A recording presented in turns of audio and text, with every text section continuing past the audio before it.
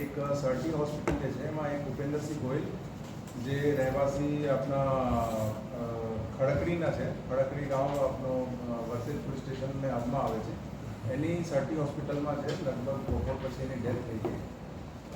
એના સિવાય સર્ટી અને સાથે સાથે શહેરના લગભગ 2-3 હોસ્પિટલમાં બીજા બપોરથી લઈને અત્યાર સુધીમાં લગભગ 6 લોકો જેવા બીજા લોકો પણ એડમિટ થયા છે.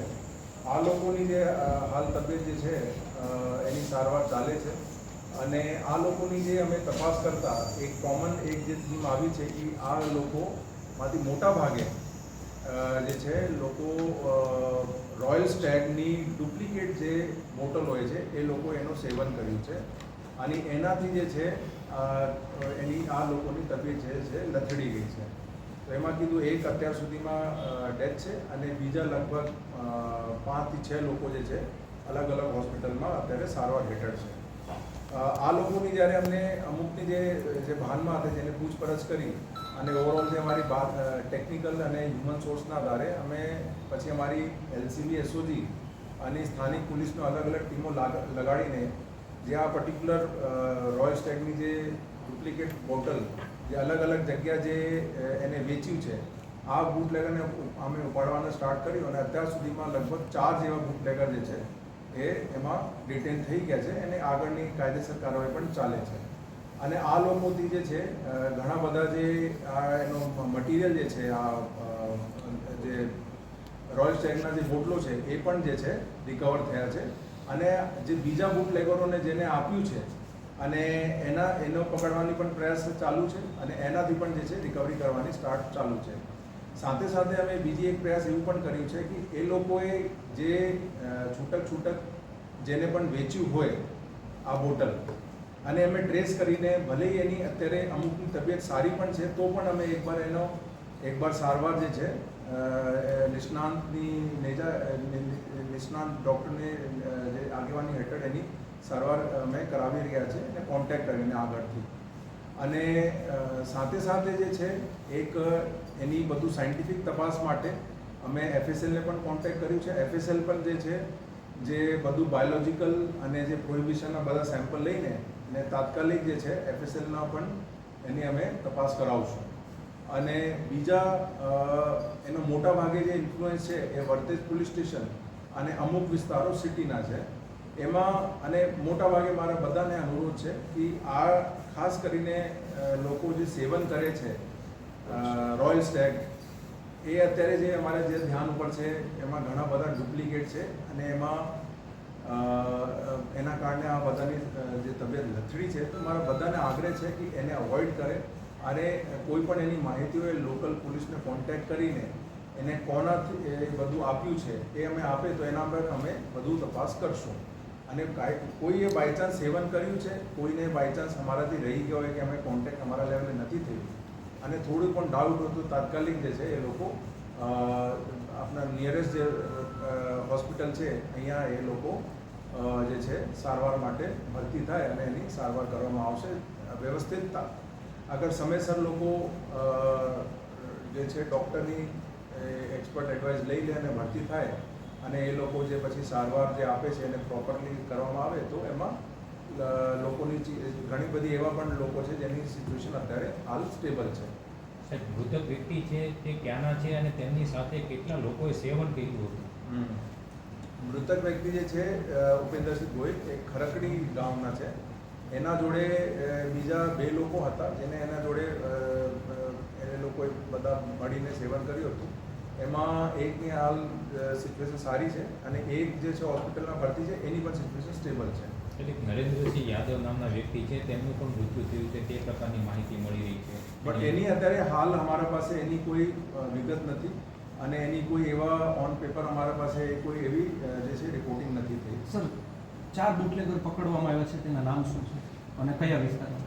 એ બુટલેગર જે છે મોટા ભાગે વર્તેજ પોલીસ સ્ટેશન અને મારા સિટીના જે પોલીસ સ્ટેશન છે એમાં છે.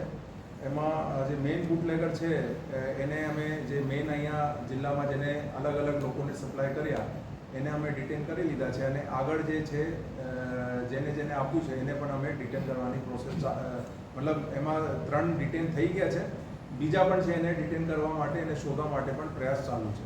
અને એ લોકો જે પણ માલ અત્યારે આ લોકો જે કબજામાં હોય એને શોધવાની અને એને કોને આગળ કોઈને છૂટક વેચ્યું છે એ પણ અમે જે છે ટ્રેસ કરવાની અમારી એની અત્યારે હાલ મહેનત ચાલે છે. સર, એ મુખ્ય સપ્લાયરનું નામ શું છે સર બુટલેગરનું? મુખ્ય સપ્લાયર જે છે ગૌતમ એક સોલંકી કરીને છે, એ મુખ્ય સપ્લાયર છે. અત્યાર સુધી તપાસમાં એવું ધ્યાન ઉપર આવ્યું છે. અને પછી જે છે એને આગળ અલગ અલગ લોકોને માલ વેચ્યું છે. એમાં પણ અમે જે કીધું ઘણા બધા ડિટેન થઈ ગયા છે અને ઘણા બધાની અત્યારે એને શોધવા માટે અત્યારે મહેનત ચાલે છે. સાહેબ, આ જે ડુપ્લિકેટ રોયલ સ્ટેકની બોટલો છે એ અલગ અલગ રાજ્યમાંથી આવતી હોય છે, તો આ રાજસ્થાનની છે, કયા રાજ્યની છે? એ જે પ્રાથમિક જે ધ્યાન ઉપર આવી છે એ એમપીની છે. અને આ પછી એને આગળની તપાસ કરવામાં આવશે કે કહાંથી આવી, એનું પ્રોડક્શન કેવી રીતે થયું, કોણ એને અહીંયા મોકલનાર હતા, એ બધું તપાસ અત્યારે હાલ ચાલે છે. એ બધું અત્યારે હાલ તપાસનો વિષય છે. એમાં બટ એનો ઘણો બધો જે એનો એક નંબર ઓફ પેટી છે અમે કબજા લઈ લીધી છે અને અમુક માટે પણ મહેનત ચાલે છે.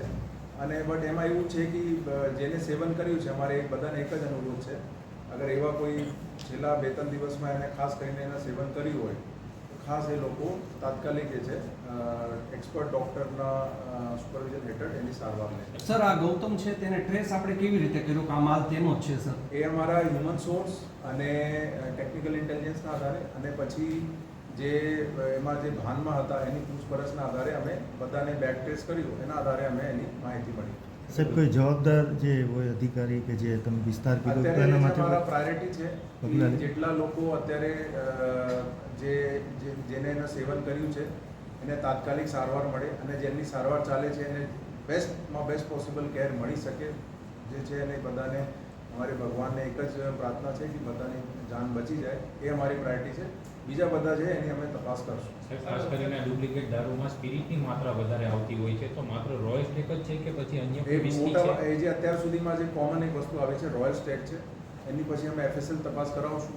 એમાં શું ખરેખર હતું એની સાયન્ટિફિક તપાસ પછી જ ખબર પડશે. સાહેબ, આ જે મૃતક છે તેમને દારૂ સપ્લાય કરનાર વ્યક્તિની ધરપકડ કરી છે? એમાં પણ ઘણા બધાની ધરપકડ થઈ છે. જે આપે કીધું જે ગૌતમ છે મેઇન, એના પછી નીચે ઘણા બધાને એને આપ્યું છે. એમાં અમુક લોકો ડિટેન થઈ ગયા છે, અમુક બાકી છે. એના માટે મહેનત ચાલે છે. સાહેબ, દારૂબંધી હોવા છતાં આટલો દારૂ વેચાય છે, તો આના માટે પોલીસ જવાબદાર ના કહી શકે? અત્યારે મારી પ્રાયોરિટી છે કે જે લોકો અત્યારે જેને સેવન કર્યું છે એને પ્રોપર સારવાર મળે. અને મારા જે બધાને અનુરોધ છે આપના થકી કે જેટલા પણ કોઈ બાયચાન્સ અહીંયા આજુબાજુના વિસ્તારોમાં એનું સેવન કર્યું હોય તાત્કાલિક જે છે એ લોકો ડૉક્ટરને કોન્ટેક્ટ કરીને સારવાર લે. અમે કીધું કે આ તો જે અમારે જે અમે જેટલા લગભગ 4 બુટલેગર પકડ્યા એના પાસે જેટલી માલ છેલ્લા 2-3 દિવસમાં એનું બધું લેવેચ થયું છે. એમાંથી 90% અમે બોટલ રિકવર કરી લીધું છે. બટ એક 2 બોટલ એને કંઈ છૂટક વેચ્યું છે. એમાં અમુક લોકોની એમાં પણ એવું છે કે અમુક લોકોનો તબિયત સારી છે, અમુકની સ્ટેબલ છે અને અમુકની બહુ ખરાબ છે. તો હવે એ શું ખરેખર છે એ તો સાયન્ટિફિક જે તપાસ છે અને મેડિકલ ઓપિનિયનના આધારે કહી શકાય. સાહેબ, આ લોકોએ કેટલા રૂપિયામાં મોત ખરીદ્યું હતું તેવું તપાસમાં સામે એ અત્યારે બધું તપાસ એની ચાલે છે. શંકાસ્પદ લઠ્ઠાકાંડ કહી શકાય ખરી?